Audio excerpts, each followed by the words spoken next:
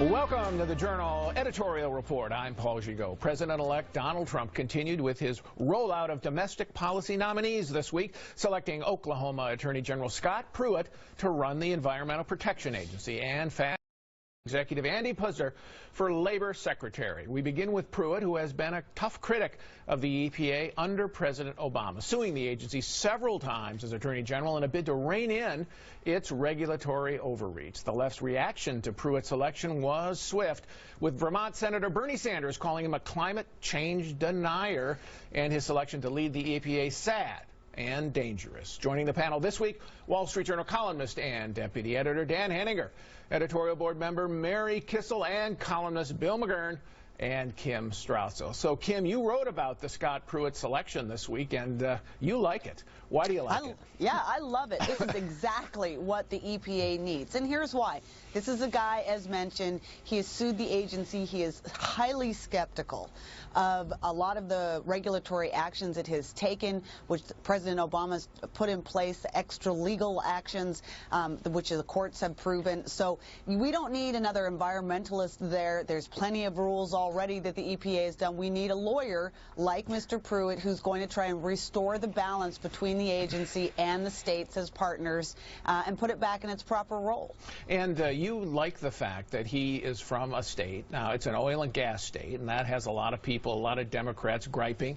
But you like the fact that what the Obama administration tried to do was impose from Washington mandates essentially on the states. And the states fought back with Pruitt in the lead. So we're going to get a rebalancing here between the state and the federal government.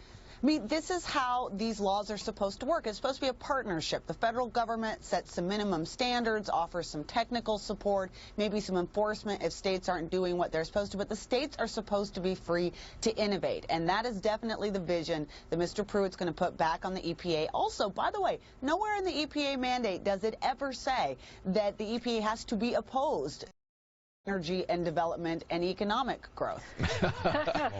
The climate change debate. Yes, exactly. They're going to call him a denier. They're going to say that he thinks it's not happening. But he's never said that I mean, he said that maybe the science isn't settled, but that's very different than saying there might not be a human role. There may or may not. We don't know how big the human role is in climate change. Paul, this explains a lot why the Democratic Party has gone off the rails, why they're losing at so many levels of government. They have made climate change into a secular religion, literally. And it has led to a lot of ugliness, such as calling people deniers who disagree with them, as though they're heretics. The echoes of Holocaust. Ostracizing scientists. It became anti-political. And when Barack Obama tried to pass ceiling on carbon emissions in his first term, a lot of centrist Democrats from carbon-producing states voted against him, so they gave up on the legislative process and went to these executive orders, which is basically imposing them. And in that sense, Democrats just pulled away from politics, and now they're paying a price for it.